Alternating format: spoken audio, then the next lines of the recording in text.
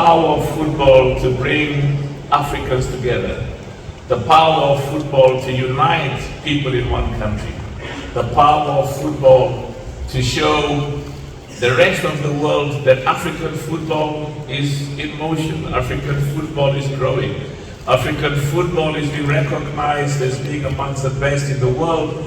And one of the most significant recognitions was in Qatar, when Morocco made history on behalf of Africa for the first time in the history of the FIFA Club World Cup. An African nation, Morocco, went to the semi-finals, a moment of extreme pride. And the biggest competition on the continent will be taking place in December, right here in Morocco.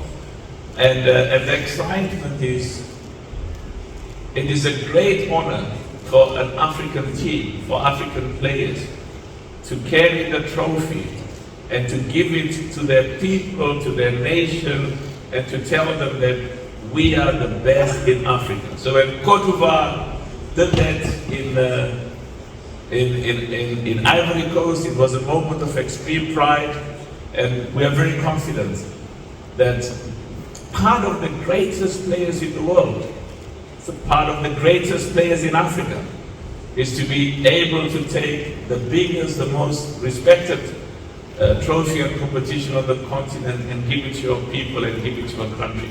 So we will see from the draw which are all the nations that will be playing against each other. But I think what excites me is that